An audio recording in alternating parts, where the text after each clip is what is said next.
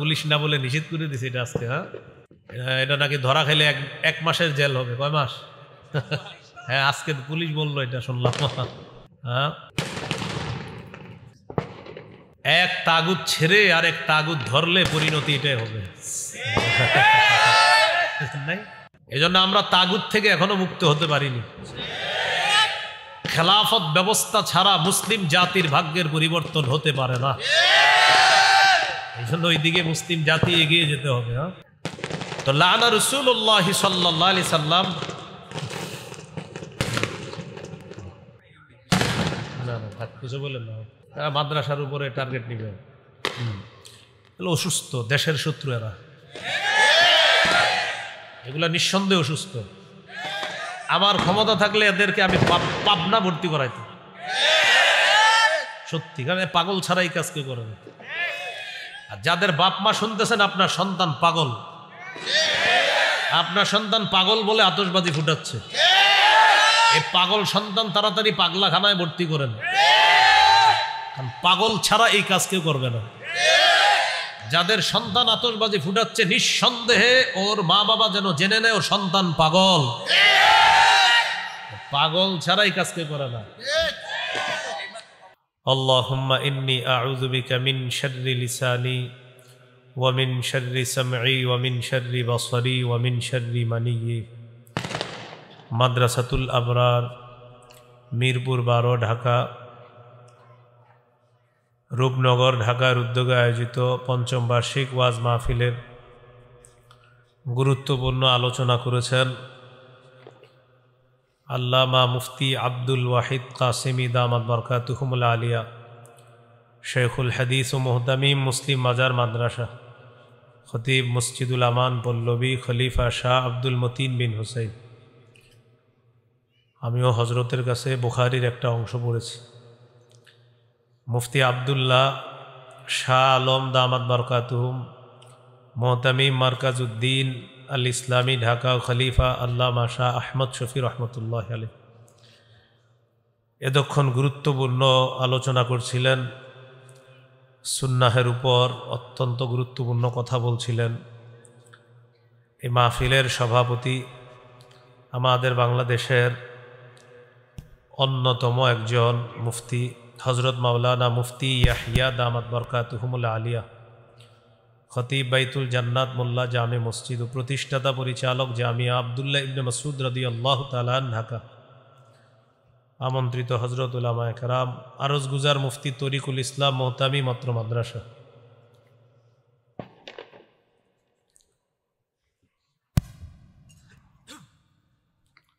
উপস্থিত হজরত উলামায়ে কেরাম, মুসলমান ভাইয়েরা, আল্লাহ তাআলার দরবারে শুকরিয়া আদায় করছি, আল্লাহ আমাদেরকে এই মাহফিলে উপস্থিত হওয়ার তৌফিক দান করেছেন, বলি আলহামদুলিল্লাহ। সূরাতুল মাইদার 51 নম্বর আয়াতে কারিমা তেলাওয়াত করেছি। এই আয়াতে আল্লাহ তাআলা একটি বিষয়ে নিষেধ করেছেন।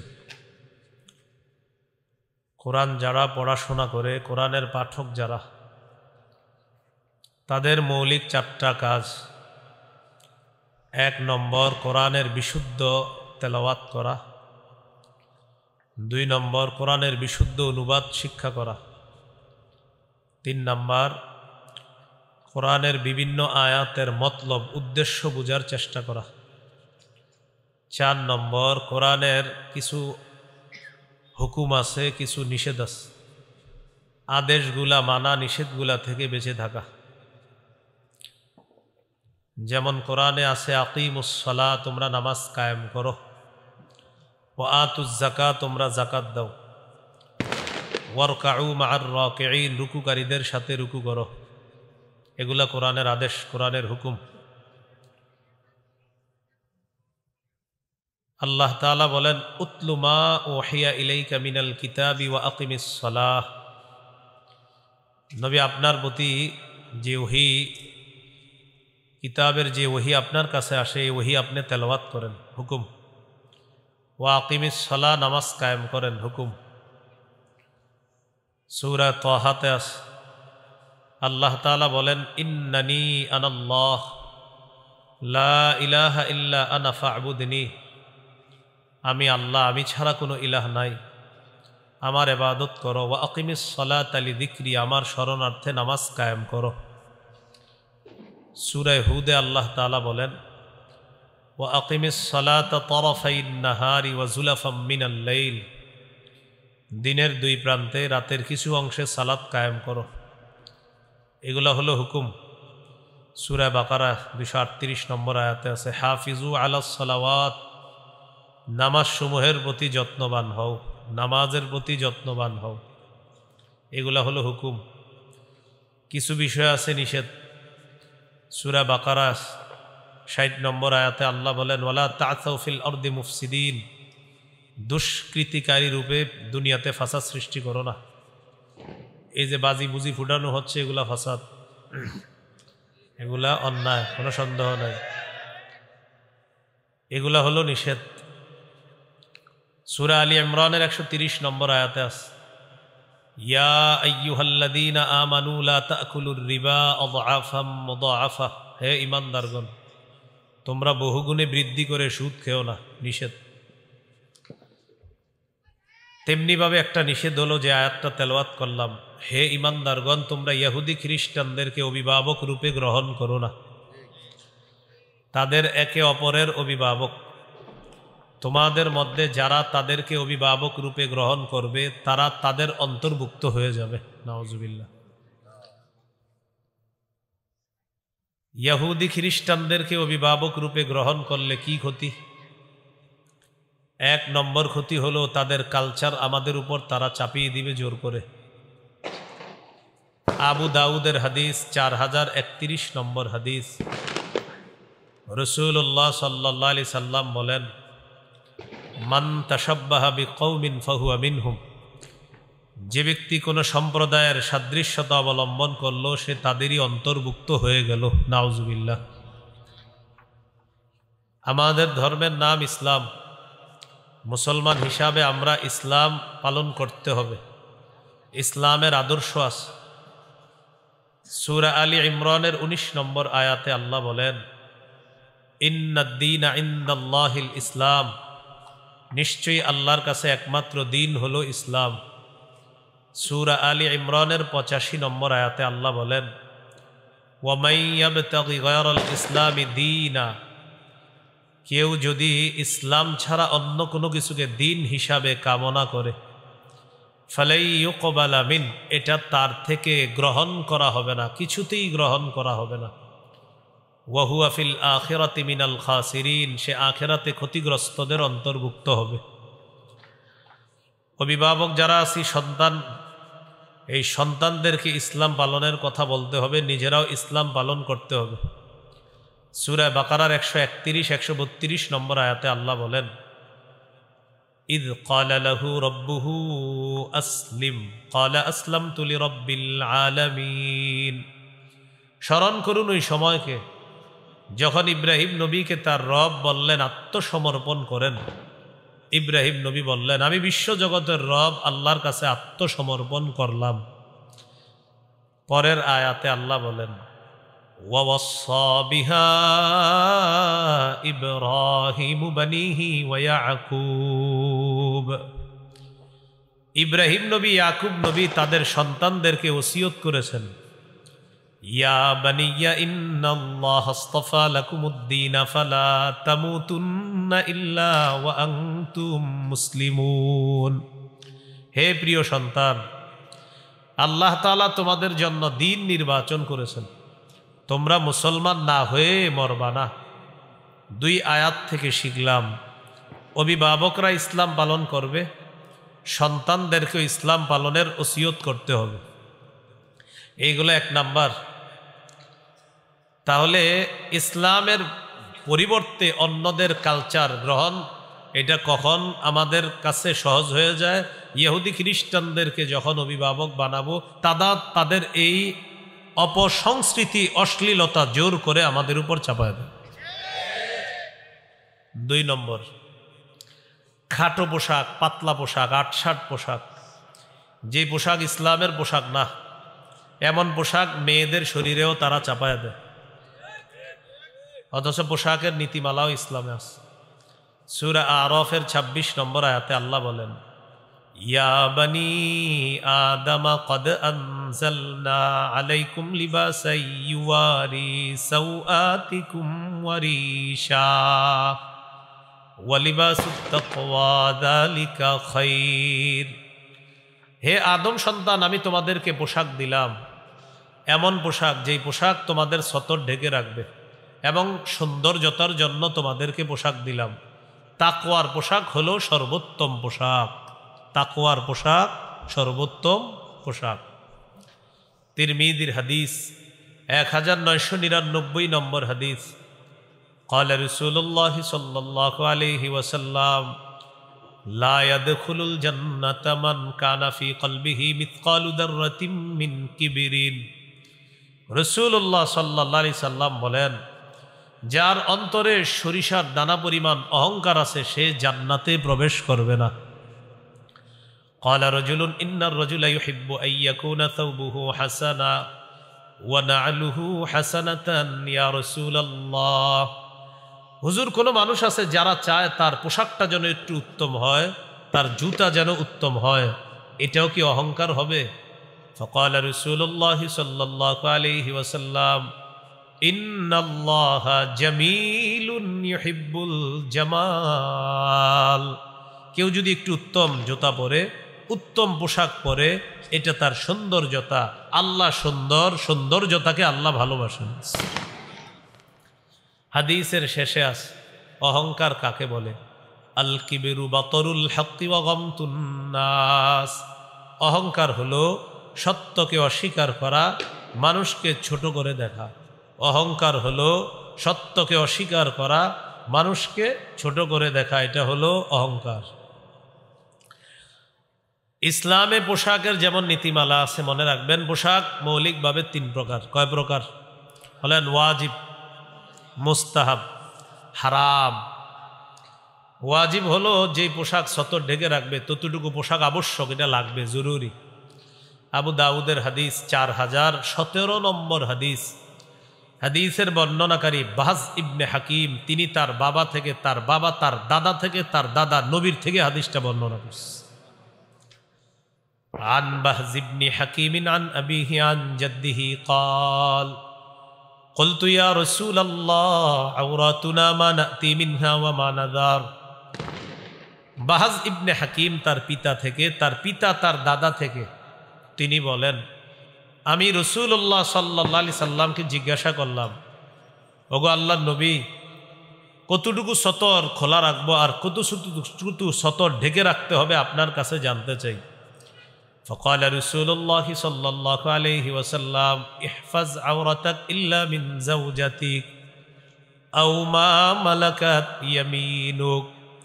রাসূলুল্লাহ সাল্লাল্লাহু আলাইহি সাল্লাম বলেন, তোমার স্ত্রী ছাড়া সবার সামনে তুমি সতর ঢেকে রাখতে হবে। তো তিনি আবার প্রশ্ন করলেন, ইদা কানাল কওমু বা'দুহুম আলা বা'দিন।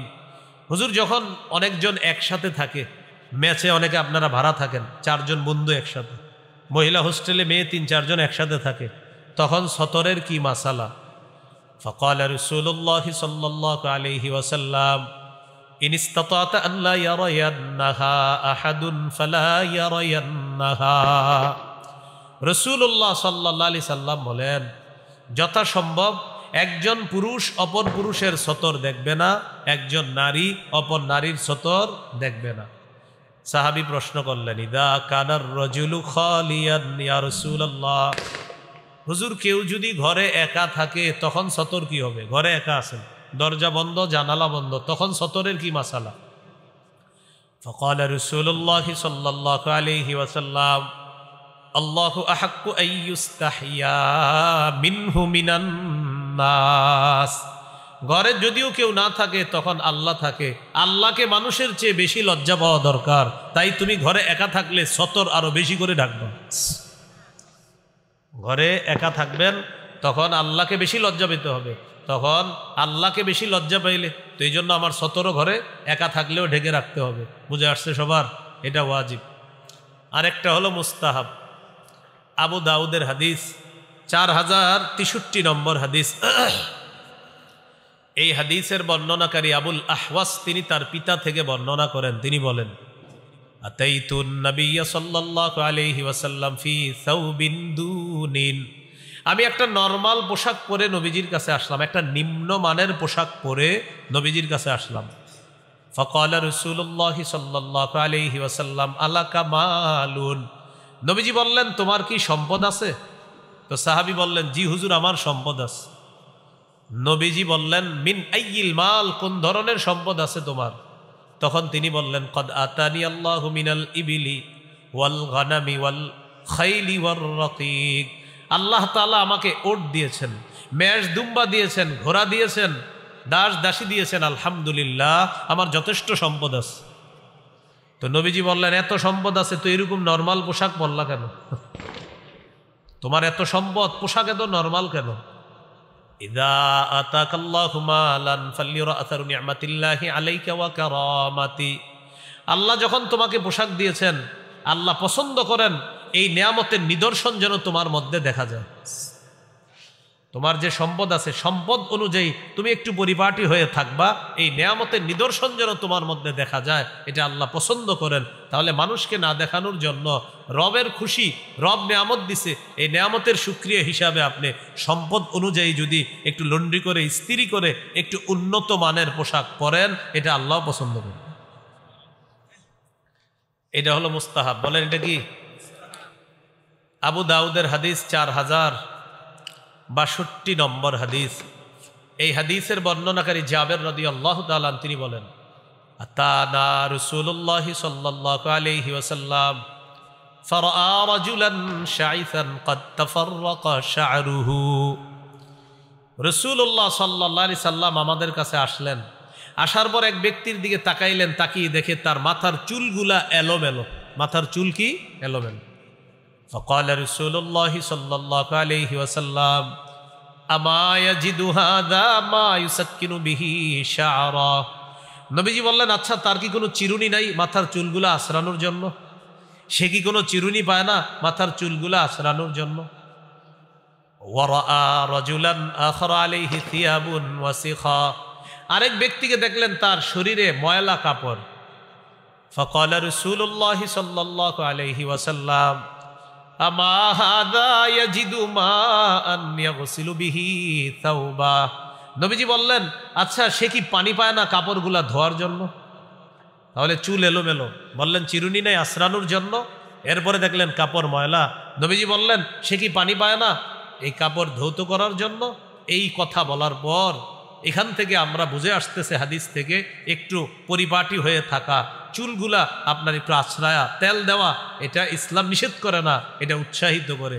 তাহলে বলেন যা 2 বছর গোসল করে না, 1 বছর গোসল না করে চুলগুলা জটলা বানায় আর বিভিন্ন মাজারে ঘুরে আর চুলগুলা ভয়ঙ্কর এক স্টাইল ধারণ করে, লাল কাপড় অথবা সালা পরে আর দাবি করে পীর, তার মুরিদও জমে যায়, নিঃসন্দেহে এটা ভণ্ডামি ছাড়া আর কিছু না। আবার সালা পরার পর তার মুরিদও হয়। কেন আমার কথা হলো মুরিদ তো অনেক হয়েছে। এখন বলেন 1 লাখ মুরিদ যদি 1 টাকা করে চাঁদা উঠায় কত হয়? তো তার সামনে আপেল আনে, কমলা, আঙ্গুর সবকিছু আনে, কিন্তু 1 সেট জামা কেউ হাদিয়া আনে না। কেন? হ্যাঁ বুঝলাম প্রথমে উনি গরিব ছিলেন, তো পীর সাহেবের এখন তো মুরিদ আছে, মুরিদরা কি দেখে না আমাদের পীর সাহেবের জামা নেয়, একটা জামা হাদিয়া দিই, আপেল দেয়, কমলা দেয়, আঙ্গুর দেয়, সব দেয়, কিন্তু জামাটা হাদিয়া দেয় না। কেন? কারণ পীর এবং মুরিদ উভয় দল জানে যে আমার এই ভণ্ডামির ইনভেস্ট হলো আমার এই পোশাক, এই পোশাক এটা হলো আমার ইনভেস্ট, কারণ আমার ইনভেস্ট এটা হলো এই সালা আর চুলগুলা জটলা রাখা, আমার পীরগিরি টিকিই তো আছে এটার উপরে, তো এই জন্য এটা খুলবে না। এমনি আপনার আপেল, কমলা, আঙ্গুর সব খায়, খিচুড়ি খায়, বিরিয়ানি খায়, কিন্তু জামা পরিবর্তন করে না। তাহলে ইসলাম কি এগুলা বলছে? বলেন না। ইবনে মাজার হাদিস 1056 নম্বর হাদিস। জুমার নামাজের দিন রাসূল সাল্লাল্লাহু আলাইহি সাল্লাম বয়ান করতেছে, আন্নান নবিয়্য সাল্লাল্লাহু আলাইহি ওয়াসাল্লাম খাতাবান নাস ইয়াউমাল জুমুআ, জুমার দিন নবীজি বয়ান করতেছে। ফারআ আলাইহিম থিয়াবান নিমার, তাকায়া দেখে কিছু সাহাবীর শরীরে আপনার কাজের পোশাক, যে পোশাক পরে কাজ করে ওই পোশাক পরে তারা জুমার নামাজে আসছে। فقال رسول الله صلى الله عليه وسلم أما على أحدكم إن وجد ساعة أن يتخذ ثوبين لجمعة سوى ثوبي مهنته। শোনো, তোমাদের যাদের সামর্থ্য আছে তারা কাজের পোশাকের পরিবর্তে জুমার সালাতের জন্য আলাদা 2 জোড়া পোশাক সংগ্রহ করে রাখবা। জুমার নামাজের দিন ওই 2 জোড়া পোশাক পরে তোমরা জুমার সালাতে আসবা। এখান থেকে বোঝা যায় সামর্থ্যবানদের জন্য তারা কাজের পোশাক খুলতে হবে আর আলাদা সুন্দর 2 জোড়া পোশাক পরে জুমার নামাজে যাওয়া, এটা তাদের জন্য উত্তম। তাহলে জুমার নামাজ, ঈদের নামাজ, এই নামাজগুলা একটু উত্তম পোশাক পরে পড়া, এটা ইসলাম উৎসাহিত করছে। তাহলে বলেন তো, উত্তম পোশাক পরা ইসলামে কি নিষেধ আছে? 3 নাম্বার হারাম পোশাক, এটা একটু মন দিয়ে শোনেন। বলেন সবাই, কি পোশাক? হারাম পোশাক। সমস্যা নেই, হারাম পোশাকটা একটু মন দিয়ে শোনেন। 1 নাম্বার, পুরুষের জন্য রেশম হারাম। 2 নাম্বার, পুরুষ নারীর পোশাক পরবে না। 3 নাম্বার, নারী পুরুষের পোশাক পরবে না। 4 নাম্বার, অহংকারের পোশাক পরবে না। 5 নাম্বার, বিধর্মীদের পোশাক পরবে না। 6 নম্বর, 8-7 খাটো ছোট পাতলা পোশাক এটা পরবে না, যেগুলো অলরেডি পরে আমাদের মুসলিম তরুণীরা ইতিমধ্যে বিভিন্ন হোটেলে গিয়ে অবস্থান করতেছে। 12টার পরে মদ, পাশাপাশি নাচানাচি ইত্যাদি শুরু হবে। 1 নাম্বার, রেশমের পোশাক এটা হারাম। সহিহ মুসলিমের বর্ণনা, 2069 নম্বর হাদিস। قال رسول الله صلى الله عليه وسلم لا تلبسوا الحرير فإنه من لبسه في الدنيا لم يلبسه في الآخرة। রাসূলুল্লাহ সাল্লাল্লাহু আলাইহি সাল্লাম বলেন, তোমরা রেশমের পোশাক পরিধান করো না। যে ব্যক্তি দুনিয়াতে রেশমের পোশাক পরিধান করবে সে আখিরাতে রেশমের পোশাক পরিধান করতে পারবে না। এখন একটু বুঝেন, পুরুষের জন্য দুনিয়াতে রেশম হারাম, জান্নাতে মুসলিম পুরুষের জন্য রেশম হালাল। সহিহ বুখারীর বর্ণনা, 5837 নম্বর হাদিস। এই হাদিসের বর্ণনাকারী হুযায়ফা রাদিয়াল্লাহু তাআলা তিনি বলেন, নাহানান নবী সাল্লাল্লাহু আলাইহি ওয়াসাল্লাম আন নাশরাবা ফি আনিয়াতিদ যাহাবি ওয়াল ফিদ্দা ওয়া আন লুবসিল হারিরি ওয়াদ দিবাজ ওয়া আন নাজলিসা আলাইহি। নবীজি আমাদেরকে স্বর্ণ রূপার পাত্রে পানাহার করতে নিষেধ করেছেন, মোটা পাতলা রেশম পরতে নিষেধ করেছেন, রেশমের উপর বসতেও নিষেধ করেছেন। পুরুষরা রেশমের পোশাক পরব না, রেশমের কাপড়ের উপর বসবো না। বিভিন্ন বাসায় বেড়াতে যান, সোফার উপরে বসেন না, গেলে অনেকের সোফায় আপনার রেশমের সুতা থাকে, আল্লাহ জানে নাকি, ঠিক আছে। তো রেশমের সুতা থাকে, কারুকার্য, ওটাতে কিন্তু বসবেন না। এটা নারীকে বসতে দিবেন, আপনার মেয়েকে বসতে দিবেন। পিছনে ছোট্ট একটা বালিশ থাকে, এই বালিশে অনেক সময় রেশমের সুতা দিয়ে কারুকার্য থাকতে পারে। হ্যাঁ, তো এরকম যদি থাকে এটা আপনি পিছনে দিবেন না। হ্যাঁ, এরকম যদি রেশমের কারুকার্য থাকে, বুঝে আসছে কথাটা? এখন যদি রেশম থাকে, বা আমার নবী বলছে আমি রেশম পরিধান করব না, আমি রেশমের উপর বসবো না, এটার উপর আমি হেলাত দিব না, এটা নারীরা দুনিয়াতে ব্যবহার করবে, আমার জন্য আখেরাতে। বলেন আমাদের জন্য কোথায়? আমাদের জন্য যে আখেরাতে, এই ব্যাপারে সরাসরি একটা হাদিস আছে, সুবহানাল্লাহ। সহিহ বুখারী 5633 নম্বর হাদিস। রাসূলুল্লাহ সাল্লাল্লাহু আলাইহি সাল্লাম বলেন, লা তাশরাবু ফি আনিয়াতিদ যাহাবি ওয়াল ফিদ্দা আল্লাহ ওয়ালা তালবাসুল হারিরা ফাইন্নাহা লাহুম ওয়া লাকুম ফিল আখিরা। রাসূলুল্লাহ সাল্লাল্লাহু আলাইহি সাল্লাম বলেন, তোমরা স্বর্ণ রূপার পাত্রে পানাহার করবা না, তোমরা রেশমের পোশাক পরবা না। তো রাসূলুল্লাহ সাল্লাল্লাহু আলাইহি সাল্লাম বলেন, তোমরা রেশমের পোশাক, এদিকে তাকান তাকান, সমস্যা নেই, আল্লাহ তাআলা বুঝদান করেন। রাসূলুল্লাহ সাল্লাল্লাহু আলাইহি সাল্লাম বলেন, তোমরা রেশমের পোশাক পরবা না। এখন নবীজি 2টা বাক্য বলেছেন, খুব সুন্দর। ফাইন্নাহা লাহুম ওয়া লাকুম ফিল আখিরাহ। আমার সাথে বলেন না, বলেন ফাইন্নাহা লাহুম ওয়া লাকুম ফিল আখিরাহ। এটার অর্থ হলো নবীজি সাল্লাল্লাহু আলাইহি সাল্লাম বলেন, বিধর্মী পুরুষদের জন্য দুনিয়াতে রেশম, তোমরা মুসলিম পুরুষের জন্য আখিরাতে রেশম। সুবহানাল্লাহ, কি সুন্দর বাক্য আমাদের নবীজি সাল্লাল্লাহু আলাইহি সাল্লাম বলেছেন। আমি মাঝে মাঝে এই বাক্যটা আপনার এই পোশাকের আলোচনায় যখন আমার একা একা খুব মনে পড়ে আর খুব ভালো লাগে, আমাদেরকে কত মায়া করে বলতেছে, ফাইন্নাহা লাহুম ওয়া লাকুম ফিল আখিরাহ, ও আমার উম্মত, বিধর্মীদের জন্য দুনিয়াতে, তোমরা আমার মায়ার মুসলিম উম্মত, তোমাদের জন্য আখিরাতে। এই হলো রেশম পুরুষ পরবে না, নারীদের জন্য রেশম পরা জায়েজ আছে। সহিহ মুসলিমের বর্ণনা 2071 নম্বর হাদিস, আলী রাদিয়াল্লাহু তাআলা আনহুর বর্ণনা, তিনি বলেন, উহদিয়াত লিরাসূলিল্লাহি সাল্লাল্লাহু আলাইহি ওয়াসাল্লাম হুল্লাতুন সিয়ারা, রাসূলুল্লাহ সাল্লাল্লাহু আলাইহি সাল্লামের কাছে একটা রেশমের পোশাক পাঠানো হলো, রেশমের কাপড় পাঠানো হলো। ফাবাআসা বিহা ইলাইয়া, আলী রাদিয়াল্লাহু তাআলা আনহু বলেন, নবীজি রেশমের কাপড়টা আমার কাছে পাঠায়া দিস। ফালাবিসতুহা, আমি রেশমের কাপড়টা পরিধান করলাম, মানে নবীজি নিজেই রেশমের কাপড়টা পরছে। নাউজুবিল্লাহ, হযরত আলী রেশমের পোশাকটা আসছে, আসার পর আমার কাছে পাঠাইছে, তো হযরত আলী বলেন আমি রেশমের কাপড়টা পরিধান করলাম। তো করার পর নবীজির কাছে গেছি, এটা গায়ে ঝুলাইয়া নবীজির কাছে গেছি। ফাআরাফতুল গাদাবা ফি ওয়াজহিহি, আমি নবীজির চেহারা মুবারকের মধ্যে রাগের ছাপ দেখতে পেলাম। ওই যে রেশমের কাপড় আমি ঝুলাইছি, হযরত আলী বলেন এই জন্য নবীজির চেহারায় রাগের চিহ্ন দেখতে পেলাম। তো নবীজি আমাকে বললেন, ইন্নী লাম আবআত বিহা ইলাইকা লিতালবাসাহা, ইন্নামা বাআসতু বিহা ইলাইকা লিতুশাক্কিকাহা খুমরান বাইনান নিসা।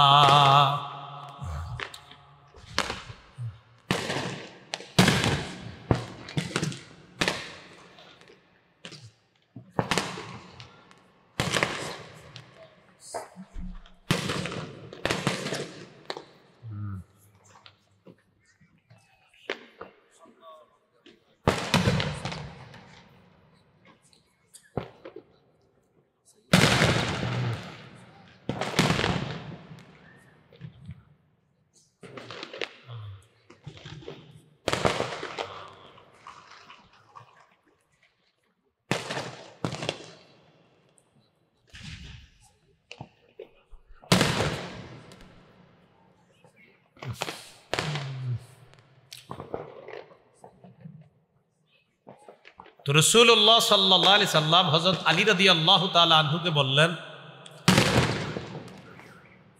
আমি রেশমের পোশাক, রেশমের কাপড় তোমাকে পরিধান করার জন্য পাঠাইনি, আমি তোমার কাছে এটা পাঠিয়েছি লিতুশাক্কিকাহা খুমরান বাইনান নিসা,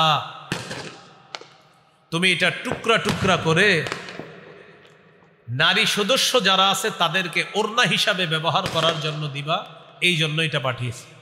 তো বুখারীর বর্ণনায় আসছে 5840 নম্বর হাদিসে হযরত আলী বলেন, ফাশাক্কাকতুহা বাইনান নিসা, আমি নারীদের মাঝে এটা ওড়না বানায়া বন্টন করে দিয়ে দিলাম মেয়েরা পরিধান করার জন্য। এই হলো আপনার রেশমের পোশাক পুরুষের জন্য হারাম। 2 নাম্বার, পুরুষ নারীর পোশাক পরবে না। 3 নাম্বার, নারী পুরুষের পোশাক পরবে না। পুলিশ না বলে নিষেধ করে দিছে এটা আজকে। হ্যাঁ, এটা নাকি ধরা খাইলে 1 মাসের জেল হবে। কয় মাস? হ্যাঁ, আজকে পুলিশ বললো, এটা শুনলাম। হ্যাঁ,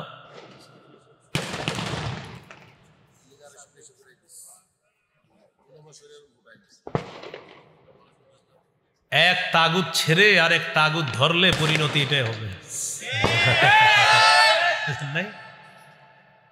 এক তাগুত ছেড়ে আরেক তাগুত ধরা, বৃষ্টি থেকে বাঁচার জন্য ঝর্ণার নিচে দাঁড়ানো। এজন্য আমরা তাগুত থেকে এখনো মুক্ত হতে পারিনি। খেলাফত ব্যবস্থা ছাড়া মুসলিম জাতির ভাগ্যের পরিবর্তন হতে পারে না। এই জন্য ওই দিকে মুসলিম জাতি এগিয়ে যেতে হবে। হ্যাঁ, মুসলিম জাতি ওই দিকেই এগিয়ে যেতে হবে। হ্যাঁ, তো লানা রাসূলুল্লাহ সাল্লাল্লাহু আলাইহি সাল্লাম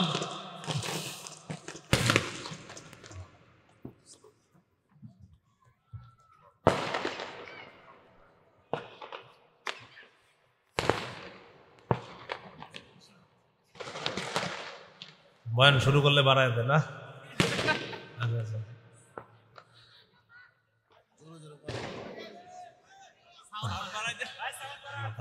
ডাক্তার আচ্ছা আস্তে আস্তে। ভাই যারা ফুটাইতেছেন হইছে, আমরা বুঝতেছি আপনারা পারতেছেন, এখন থামেন। হ্যাঁ হ্যাঁ, এখানে এক ভাই ফুটাইতেছে বারবার, এইখানেই পাশে কোথায় জানি কারা ফুটাই।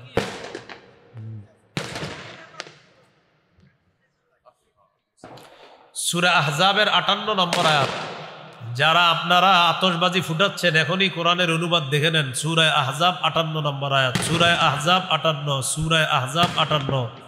পাপের বোঝা বহন করে কবরে যেতে হবে। সূরা আহজাব 58। এখনই যারা আতশবাজি ফুটাচ্ছেন এখনই কোরআনের বাংলা অনুবাদ থাকলে দেখেন।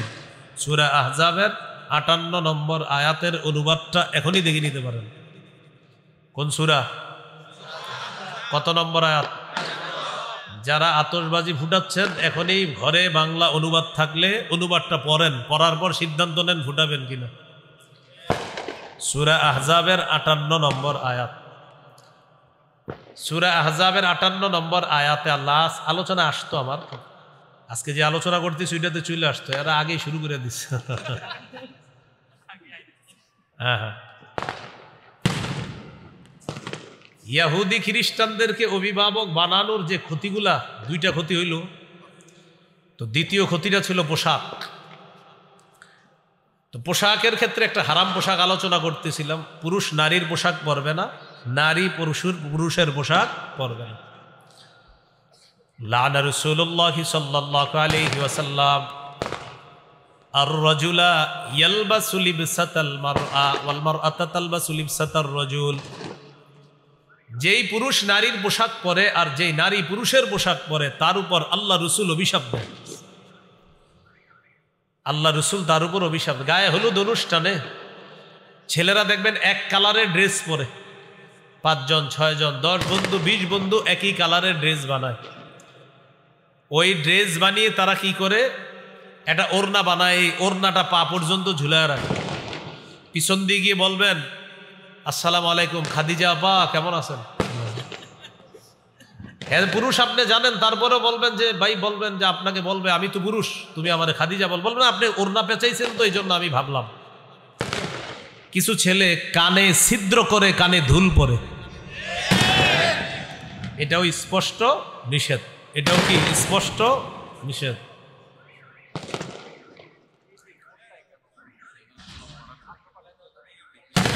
না না থাক, কিছু বললেন না,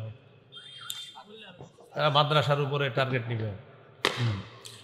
অসুস্থ, দেশের শত্রু এরা, এগুলা নিঃসন্দেহে অসুস্থ। আমার ক্ষমতা থাকলে এদেরকে আমি পাবনা ভর্তি করাইতাম, সত্যি। কারণ পাগল ছাড়াই কাজ কে করে না। আর যাদের বাপ মা শুনতেছেন আপনার সন্তান পাগল, আপনার সন্তান পাগল বলে আতশবাজি ফুটাচ্ছে, এই পাগল সন্তান তাড়াতাড়ি পাগলাখানায় ভর্তি করেন। কারণ পাগল ছাড়া এই কাজ কেউ করবে না। যাদের সন্তান আতশবাজি ফুটাচ্ছে নিঃসন্দেহে ওর মা বাবা যেন জেনে নেয় ওর সন্তান পাগল। পাগল ছাড়া এই কাজ কেউ করে না।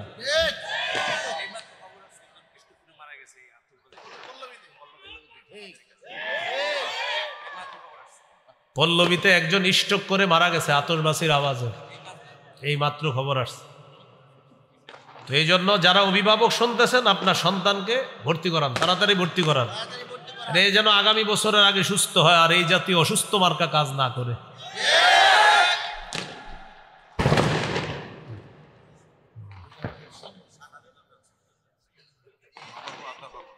রাসূলুল্লাহ সাল্লাল্লাহু আলাইহি সাল্লাম বলেন, 4 নাম্বার শুহরতের পোশাক, প্রসিদ্ধির পোশাক, খ্যাতির পোশাক।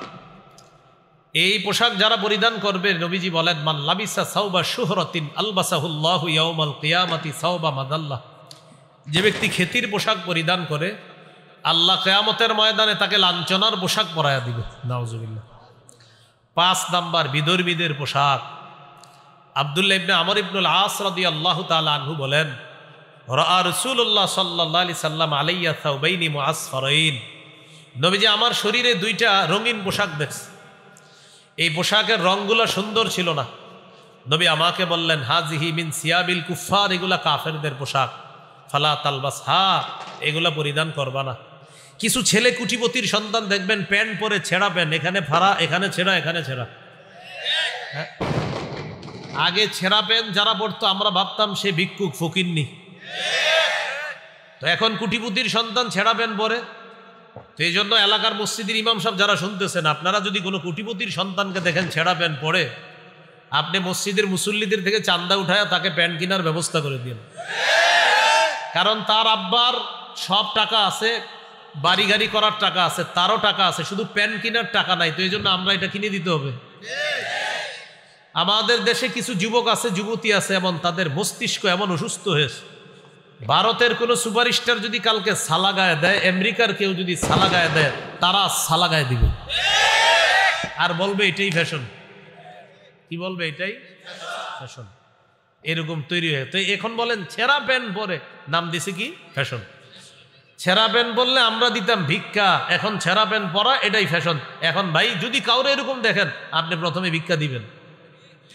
আমি কোনো ভিক্ষুকদেরকে আবার অপমান, ভিক্ষুক বেচারা ফকির গরিব মানুষ, বেচারায় ছেঁড়া প্যান্ট পরবে ঠিক আছে, কুটিপতির সন্তান ছেঁড়া প্যান্ট কেন পরবে? টাকা নাই, আর টাকা দিয়ে সহযোগিতা করেন প্যান্ট কেনার জন্য, সেই প্যান্ট পরবে কেন? এর বিধর্মীদের পোশাক। 6 নাম্বার পাতলা পোশাক। সহিহ মুসলিমের বর্ণনা 2198 নম্বর হাদিস, রাসূলুল্লাহ সাল্লাল্লাহু আলাইহি সাল্লাম বলেন, সিনফানে মিন আহলিন নার লাম আরহুমা, 2 শ্রেণীর জাহান্নামী, তাদেরকে আমি দেখি নাই। এর মধ্যে একটা হলো নিসাউন কাসিয়াতুন আরিয়াত মাইলাতুন মুমিলাত। এর মধ্যে একটা হলো এমন নারী, যেই নারীরা পোশাক পরার পরেও উলঙ্গ, এমন পাতলা পোশাক পরে যেই পোশাকে সে অন্যকে নিজের দিকে আকৃষ্ট করে, নিজে অন্যের দিকে আকৃষ্ট হয়। লা ইয়াদখুলনাল জান্নাতা ওয়ালা ইয়াজিদনা রিহাহা, নবীজি বলেন এরা জান্নাতে প্রবেশ করবে না, জান্নাতের ঘ্রাণও তারা পাবে না। তো এই হলো ইহুদি খ্রিস্টানদেরকে অভিভাবক বানানোর 2 নম্বর ক্ষতি, পোশাক।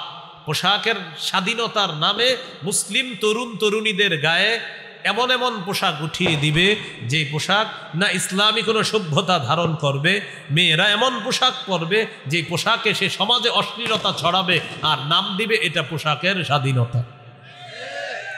3 নাম্বার টেটু আঁকা। টেটু, টেটু কি আঁকা? উল্কি, উল্কি আঁকবে। সহিহ বুখারীর বর্ণনা 5940 নম্বর হাদিস, লাআনা রাসূলুল্লাহ সাল্লাল্লাহু আলাইহি ওয়াসাল্লাম আল ওয়াশিমা ওয়াল মুস্তাওশিমা ওয়াল ওয়াসিলা ওয়াল মুস্তাওশিমা, যেই নারী পর চুলা লাগায়, অন্যের চুল প্রতিস্থাপন করে দেয়, যেই নারী শরীরে টেটু আঁকে, উল্কি আঁকে, বা যেই নারী এঁকে দেয়, ইদানিং ইলেকট্রিক শর্ট দিয়ে আঁকা হয়। ওয়ান নামিসাত ওয়াল মুতানাম্মিসাত, যেই নারী ভুরু উঠায় ভুরু, আর যেই নারী অন্য নারীর ভুরু উঠিয়ে দেয়, উভয়ের উপর আল্লাহ রসুলের অভিশাপ। তাহলে টেটু আঁকা, উল্কি আঁকা, রসুলের অভিশাপ পাবে তারা। 4 নাম্বার আতশবাজি ফুটানো। বলেন কি ফুটানো? এই যে এটা চলতেছে, যেটা এটা ঈদের আগের রাতেও ফুটায় একদল, একদল এই আজকের দিনকে ফুটায়, আরেক দল বিয়ে, গায়ে হলুদ ইত্যাদিতে ফুটায়। সূরা আহজাবের 58 নম্বর আয়াতে আল্লাহ বলেন, ওয়াল্লাযীনা ইউযুনাল মুমিনিনা ওয়াল মুমিনাতি বিগাইরি মাকতাসাবু ফাকাদ ইহতামালু বুহতানাও ওয়া ইসমাম মুবিনা, যারা কোনো কারণ ছাড়া অন্যায়ভাবে মুমিন নারী পুরুষকে কষ্ট দিবে, তারা প্রকাশ্য পাপের বোঝা বহন করবে। এই পাপের বোঝা নিয়ে তারা কবরে যাবে। এই পাপের বোঝা নিয়ে কোথায় যাবে? কবরে যাবে। তাহলে বলেন, কোন দিবসকে কেন্দ্র করে এইখানে যারা আমার আলোচনা শুনছে, তো আমরা আজকে তো ফুটাবো না, আমরা কোনো দিবস ঈদের আগেও না, বিয়েতে, গায়ে হলুদ, কোথাও আমরা আতশবাজি জীবনেও আমরা এগুলো করবো না ইনশাআল্লাহ। আপনার বন্ধু যারা আছে তাদেরকেই দাওয়াত দেন। 5 নাম্বার গান বাজানো, এটা এখনো বাকি আছে। আজকে একটু পরে গান শুরু হবে, কিন্তু এখন তো মাত্র স্যাম্পল দেখলেন। গানের নিয়মটা হবে এমন, কিছু ছেলে ক্রিকেট খেলার আয়োজন করবে, পাশে আপনার 2টা বক্সে জোরে জোরে গান বাজাবে, খিচুড়ি পাকাবে, রাত 4টা বাজে খিচুড়ি খেয়ে তাহাজ্জুদ পরে ঘুমিয়ে যাবে। এগুলো 5 নাম্বার আপনার গান। গান, এই গান নতুন বর্ষকেও স্বাগত জানায়, ঈদের আগের রাতে 29টা 30টা রোজা রাখার পর ইবলিস ছাড়া পেয়ে যায়, তখন আইসা বলে টেনশন নাই, আমি আইসা গেছি, তুমি 2টা বক্স আনো, হিন্দি আরবি ফার্সি বাংলা অঙ্ক ইংরেজি যা পারো, গান হইলি হলো, কি ভাষা এটা জানা দরকার নাই, সর্বোচ্চ ভলিউমে ছাড়বা, তালে তালে লাফাইবা, দেখবেন বাচ্চা ছেলে মেয়েরাও লাফাইতেছে, ছোট ছোট। এ তো আপনারই সন্তান, আপনার সন্তানকে এই সভ্যতায় আপনি বড় করছেন কেন? সূরা তাহরিমের 6 নম্বর আয়াতে আল্লাহ বলেছেন, কু আনফুসাকুম ওয়া আহলিকুম নার, নিজে এবং পরিবারকে আগুন থেকে বাঁচাও, নিজেকে এবং পরিবারকে আগুন থেকে বাঁচাও। কু কু বাঁচাও, প্রোটেক্ট, কু সেভ, প্রোটেক্ট আনফুসাকুম ইউরসেলফ ওয়া আহলিকুম এন্ড ইউর ফ্যামিলিজ নার এগেইনস্ট আ ফায়ার। ফায়ার অর্থ কি? আগুন, আগুন, আগুন থেকে বাঁচাও, নিজেকে বাঁচাও, পরিবারকে বাঁচাও, আগুন থেকে বাঁচাও পরিবারকে। এই জন্য এই আয়াতের ব্যাখ্যায় সাহাবায়ে কেরাম বলেন, আল্লিমু আওলাদাকুম আল আদাবা, সন্তানকে ছোটবেলা থেকে শিষ্টাচার ভদ্রতা শিক্ষা দাও।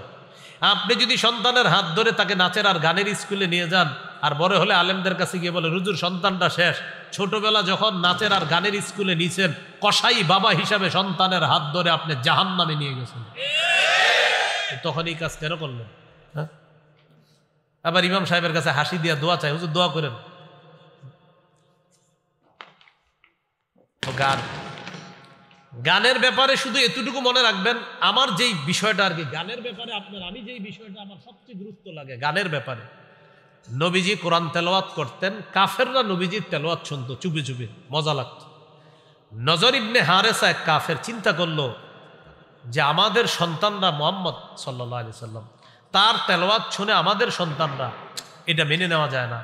সে বিদেশ গেছে, বিদেশ গিয়ে বাদ্যযন্ত্র কিনে আনস, গায়িকা কিনে আনস, নায়িকা নর্তকীদেরকে কিনে আনস, এনে বলল তোমরা নাচবা, পাশে গান বাজতে থাকবে, গানের তালে তালে তোমরা নাচতে থাকবা, আর অন্যান্য ছেলে মেয়ে যারা আছে তাদেরকে বলতো এখন থেকে মুহাম্মদ সাল্লাল্লাহু আলাইহি সাল্লাম তার তেলাওয়াত শুনবা না, এখন থেকে নর্তকীদের নাচ দেখবা আর গান শুনবা। তাহলে কিসের বিরুদ্ধে গান আমদানি করলো কাফেররা? কোরআনের। সেই গান আপনি বাজাচ্ছেন। সূরা লোকমানের 6 নম্বর আয়াতে এটাই বলছে আল্লাহ, ওয়া মিনান নাস, মানুষের মধ্যে কিছু মানুষ, ইয়াশতারি লাহওয়াল হাদিস, যারা ক্রয় করে লাহওয়াল হাদিস, গান, গল্প, মিথ্যা গল্প কাহিনী, নায়িকা গায়িকা নর্তকী ইত্যাদি বাদ্যযন্ত্র ক্রয় করে, লিউযিল্লা আন সাবিলিল্লাহ, মানুষকে আল্লাহর রাস্তা থেকে পথভ্রষ্ট করার জন্য। শেষে আল্লাহ বলেন, উলাইকা লাহুম আযাবুম মুহিন, তাদের জন্য অপমানজনক শাস্তি, লাঞ্ছনাজনক শাস্তি, অপমানকর শাস্তি। তাহলে গান বাদ্য হালাল না হারাম? রাসূলুল্লাহ সাল্লাল্লাহু আলাইহি সাল্লাম বলেন, লা তাবিউল কাইনাতি ওয়াল মুগান্নিয়াতি ওয়ালা তাশতারুহুন্না ওয়া সামানুহুন্না হারাম। তোমরা নায়িকা গায়িকা বিক্রি করবা না, কিনবাও না, এক্সপোর্ট করবা না, ইম্পোর্ট করবা না, বাংলাদেশের কোনো গায়ক গায়িকা নায়িকা ইত্যাদি তাদেরকে সৌদি আরবে পাঠাইবা না, আর বিদেশের কাউকে বাংলাদেশে এনে 3 কোটি টাকা দিবা না। হ্যাঁ, আসলেই ঠিক, নবী নিষেধ করছে। মানে এটা যে আমি বলছি বলে ঠিক এরকম না, আসলেই ঠিক। ওয়াসামানুহুন্না হারাম, এই উপার্জন হারাম, রাসূল সাল্লাল্লাহু আলাইহি সাল্লাম বলেছেন। তাহলে আপনারা যারা মোবাইলে ডাউনলোড করেন গান, ডাউনলোড করতে টাকা যায় কিনা? এই যে টাকা গেল, এমবি খরচ করলেন, এটাও এই হাদিসের অন্তর্ভুক্ত। আপনি গান কিনলেন, এখন অনেকে মাথায় এসে পড়ছে, হুজুর তাহলে কিনবো না, আজকে থেকে দেখবো, শুধু দেখলে এমবিতে টাকা খরচ হয় কিনা, এটাও এই হাদিসের অন্তর্ভুক্ত। আপনি টাকা দিয়ে গান ক্রয় করে দেখতেছেন। ভাইয়ারা, বন্ধুরা, আল্লাহর হস্তে আপনি গান দেখেন না, আপনি গান কিনেন না, আপনি মোবাইলে গান ডাউনলোড করেন না। যতগুলো যুবক ভাইয়েরা এখানে আছেন, নিয়ত করে ফেলেন না যে আমি মৃত্যু পর্যন্ত যে কাজ আমার নবী নিষেধ করছে এটা আমি করব না, ইনশাআল্লাহ। আল্লাহ তৌফিক দান করুন। এই হলো আপনার গান, 5 নাম্বার। 6 নাম্বার মদ। বলেন তো কি? মদের জয় জয়কর অবস্থা চলছে। আগামীকাল অনেক পত্রিকায় আপনার লিখতে পারে 2 দিনের মধ্যে যে মদ কি পরিমাণ ব্যবসা হয়েছে এই বছর, এটা নিয়ে লেখালেখিও আসতে পারে, এবং এটা আপনার গর্বের সাথে লিখবে। আমাদের দেশে জানি কত ভাগ মুসলমান? হ্যাঁ, এই দেশে এইভাবে হেসে হেসে বলবে এই পরিমাণ মদ বিক্রি হয়েছে। কি সুন্দর গর্বের পরিচয়। হজ উমরায় যারা যান, গিয়ে দেখবেন মাঝে মাঝে এমন কিছু কিছু জায়গায় বসাবে, বাম পাশে তাকাইলে দেখবেন মদের বার। এই বাংলাদেশ এয়ারপোর্টে কয় পার্সেন্ট মুসলমানের দেশ জানি? এ দেশের এয়ারপোর্টে কিসের বার? জি। সূরা মাইদার 90-91 নম্বর আয়াতে আল্লাহ বলেন, ইয়া আইয়ুহাল্লাযীনা আমানু ইন্নামাল খামরু ওয়াল মাইসিরু ওয়াল আনসাবু ওয়াল আজলামু রিজসুম মিন আমালিশ শাইতান। হে ঈমানদারগণ, বলেন আমার সাথে, মদ, জুয়া, মূর্তি, ভাগ্য নির্ণয়ক স্বর, সাপ দিয়ে ভাগ্য গণনা করা, ময়না পাখি, টিয়া পাখি, হাতের রেখা ইত্যাদি দেখে ভাগ্য গণনা করা, বলেন নাপাক। তাহলে বিভিন্ন রাস্তার মোড়ে দেখবেন আছে যে ভারত থেকে 6 বারের পুরস্কার প্রাপ্ত জ্যোতিষী, ওখানে গিয়ে আপনি হাতের রেখা দেখাইতেছেন।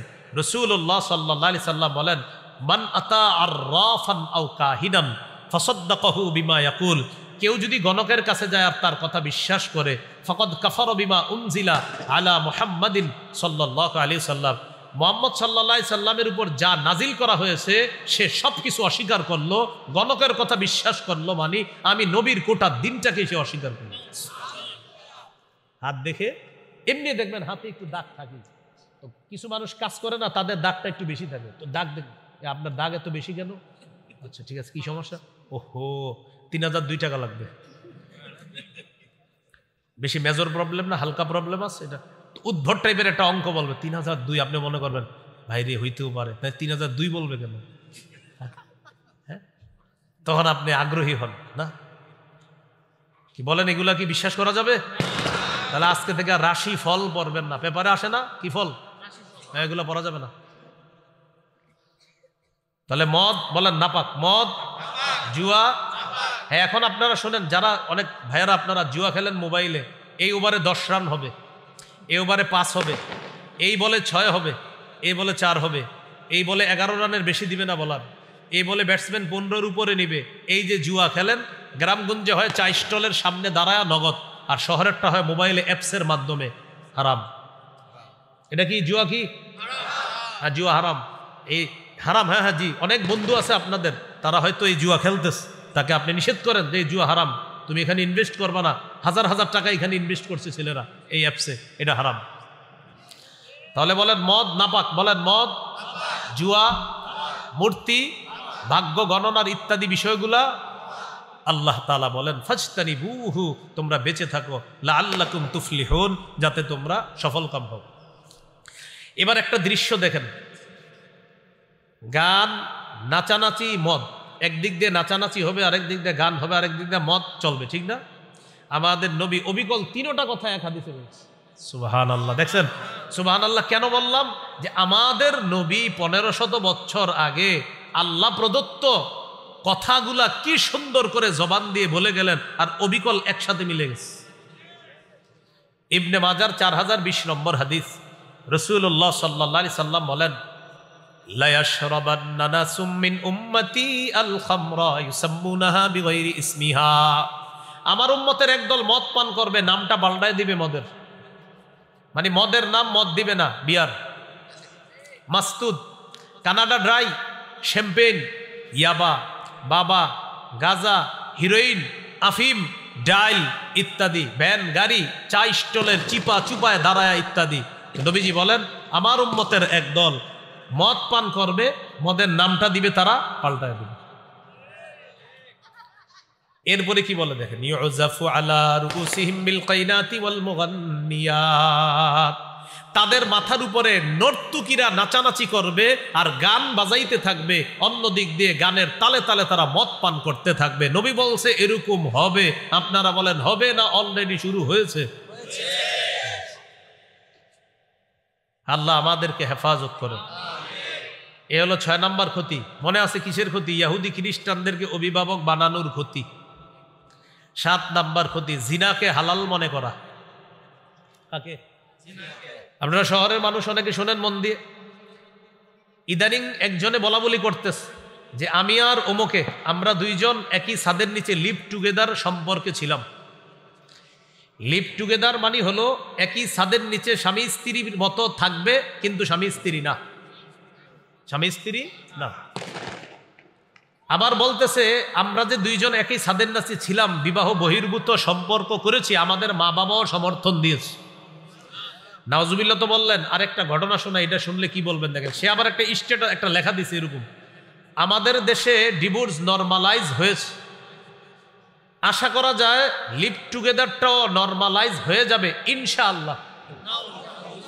শেষে লেখছে কি ইনশাআল্লাহ, শেষে লেখছে ইনশাআল্লাহ, একদম একদম দুই চোখকে আমি পড়ছি। তাহলে তো আরো সুন্দর হয়ে গেল।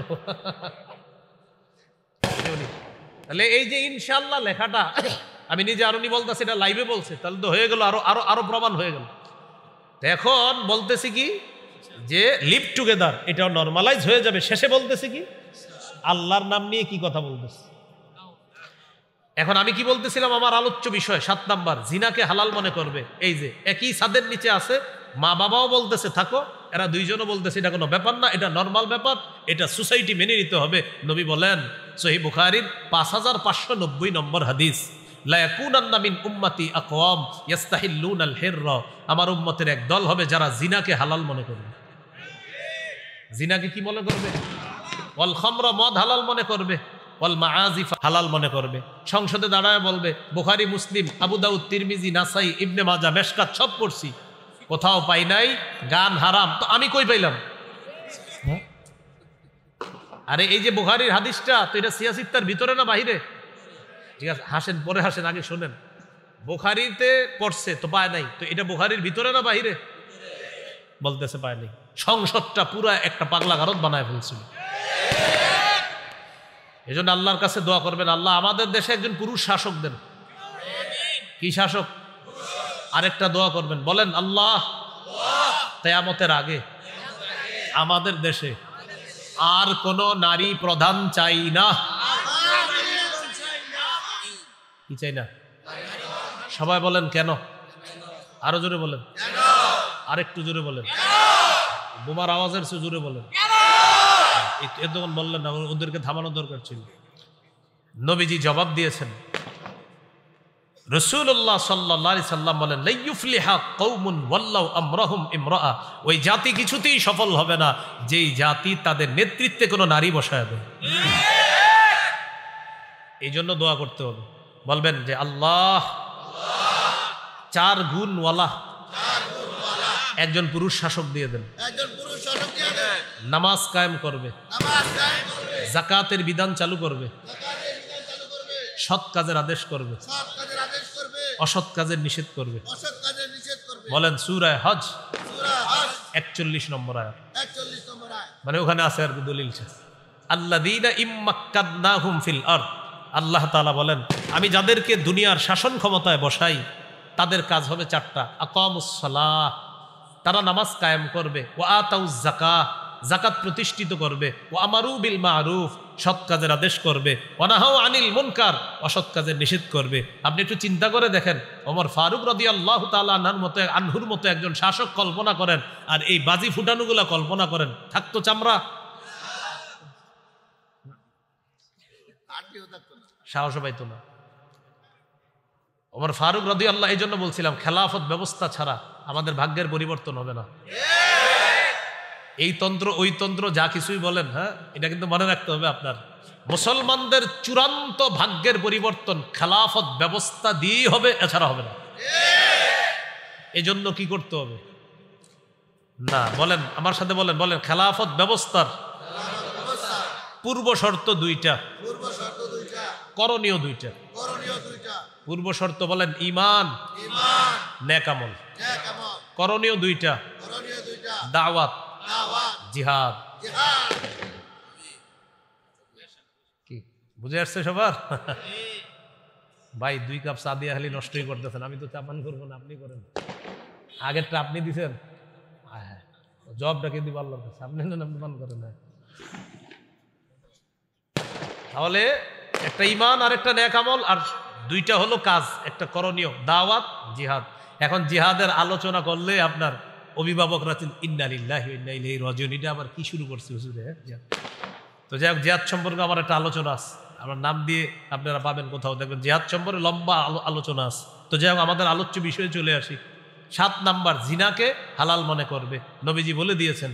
তো এই যে হালাল মনে করা, এক ছাদের নিচে স্বামী স্ত্রীর মতো থাকা, বিবাহ বহির্ভূত সম্পর্ক, নবীজি বলেন আমার উম্মতের একদল এটাকে হালাল মনে করবে। সূরা বানী ইসরাঈলের 32 নম্বর আয়াতে আল্লাহ বলেন ওয়ালা তাকরাবুজ জিনা, তোমরা ব্যভিচারের কাছেও যেও না। আল্লাহ আমাদেরকে হেফাজত করেন।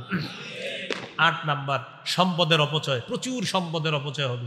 সূরা আরাফ 31 নম্বর আয়াত, লা তুসরিফু ইন্নাহু লা ইউহিব্বুল মুসরিফিন, তোমরা সীমালঙ্ঘন করো না, অপচয় করো না, আল্লাহ অপচয়কারীকে পছন্দ করেন না। 9 নাম্বার, সময়ের অপচয়। কিসের অপচয়? হ্যাঁ, প্রিয় ইস্টার্ন হাউজিংবাসী, 5টা জিনিস জীবনে মূল্যায়ন করবেন। আমি সহ সবাই প্রতিজ্ঞা করি, বলেন জীবন, যৌবন, স্বাস্থ্য, সময়, সম্পদ। জীবন, যৌবন, স্বাস্থ্য, সময়, সম্পদ। এই 5টি জিনিস মূল্যায়ন করলে দুনিয়াতেও ইনশাআল্লাহ সফল হবেন, আখিরাতেও আল্লাহ সফল করবে। এই হলো আপনার সময়। 10 নাম্বার, সর্বশেষ কথা, তাদেরকে অভিভাবক বানানোর ক্ষতি, তাদের শিরকি স্লোগান আমাদের মুখে উঠায় দিবে। এক তো হ্যাপি নিউ ইয়ার লেখা টেখা রাস্তাঘাট ফাটায় ফেলা হচ্ছে, আরেকটা হলো মুসলমানদের আবার হ্যাপি নিউ ইয়ার কি। আমরা এখন বেঁচে আছি, সকালে বাঁচবো কিনা জানি না, আমরা হলাম মুসলমান।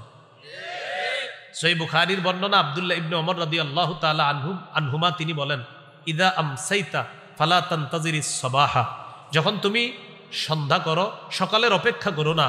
ওয়া ইদা আসবাহতা ফালা তানতাজিরিল মাসাআ, সকালে বেঁচে আছো তো রাতের অপেক্ষা করো না। এটাই হলো মুমিনের জীবন। মুমিনের আবার কিসের হ্যাপি নিউ ইয়ার? তাহলে মুমিনের জীবন কি? সকালে আসি ভাই ভালো আছেন আলহামদুলিল্লাহ, ভাই সন্ধ্যা এটা হবে ইনশাআল্লাহ, আল্লাহ বাঁচা রাখলো। ভাই ভালো আছেন, জি আলহামদুলিল্লাহ। ভাই সকালবেলা আমার সাথে একটু যেতে পারবেন? ইনশাআল্লাহ আমি যাব, আল্লাহ বাঁচা রাখলে যাব। এটাই মুমিনের জীবন, সকাল সন্ধ্যা শেষ। এল একটা, আরেকটা কিছুদিন পরে পহেলা, সেখানে মুসলমান সন্তানের মুখে বিজাতীয়রা উঠাইয়া দিবে, মুছে যাক গ্লানি, গুছে যাক ঝরা, অগ্নি স্নানে সূচি হোক ধরা। নাউজুবিল্লাহ বলেন। বলেন এই স্লোগান, বলেন মুশরিকদের স্লোগান। আগুনের পূজা যারা করে এটা তাদের স্লোগান। তাহলে মুসলমান সন্তানরা এই স্লোগান দিতে পারে না, কিন্তু তারাই রমনার বটমূলে গিয়ে আপনার সেখানে দিচ্ছে মুছে যাক গ্লানি, গুছে যাক ঝরা। বাকিটা আমি বললাম না, কারণ ওইটাই সিরিকি স্লোগানটা একবার বলে ফেলছি মানে এটা বলে আর কি, আপনারা কিন্তু কোয়েন না। এই আগুনে পবিত্র করে, নাউজুবিল্লাহ, এটা হলো অগ্নিপূজকদের আপনার আকীদা। তো এই আকীদা আমরা রাখবো না। আল্লাহ তাআলা ইনশাল্লাহ আপনাদের এখান থেকে আরেকটা গুরুত্বপূর্ণ কাজে যেতে হবে। তো আজকে পর্যন্ত আল্লাহ তাআলা আমাদের সকলকে যে কথাগুলো শুনলাম বললাম আমরা সবাই যেন আমল করতে পারি, আল্লাহ তৌফিক দান করেন। ইয়াহুদি খ্রিস্টানদেরকে অভিভাবক বানাবো না, এটা গুরুত্বপূর্ণ। তাহলে আমাদের অভিভাবককে বলেন আল্লাহ। সূরা বাকারা 257 নম্বর আয়াত, আল্লাহু ওয়ালিয়্যুল্লাযীনা আমানু, ঈমানদারদের অভিভাবক আল্লাহ। আল্লাহ আমাদের সকলকে কথাগুলা মনে রেখে আমল করার তৌফিক দান করেন। একটা ঘোষণা দিতে বলা হয়েছে, আমার একটা সংকলন আছে মিম্বরের আমানত, এখানে ওরা নিয়ে এসেছে বলছে বলার জন্য। এটা 6 খণ্ড, ওদের কাছে সবগুলো আছে কিনা জানা নেই। প্রথম খণ্ডটা সন্তানের 64টা অধিকার, জামাই বউগুলো মুখস্থ করে ফেলবেন। প্রথম খণ্ড সন্তানের 64টা অধিকার। দ্বিতীয় খণ্ড শিরিক বেদাত কুফর তাওহীদ। তৃতীয় খণ্ড হালাল হারাম। চতুর্থ খণ্ড স্বামী স্ত্রীর অধিকার। পঞ্চম খণ্ড লা ইলাহা ইল্লাল্লাহর ব্যাখ্যা। ষষ্ঠ খণ্ড নামাজ সম্পর্কে আলোচনা। যদি এখানে সবগুলা থাকে সবগুলা নিয়ে নেন, আর যদি না পান অনলাইনে লিখবেন মিম্বরের আমানত, ওখানে অনলাইনে অর্ডার করলে ওরা বাংলা বাজার থেকে আপনার এই বাসায় এনে পৌঁছে দিবে। এই কিতাবগুলা সবাই সংগ্রহ রাখতে পারে, ওলামা হজরত সহ সাধারণ জনগণ সবার জন্য পড়বেন, ওই অনুযায়ী আমল করার চেষ্টা করবেন। আমিন ওয়া আখিরু দাওয়ানা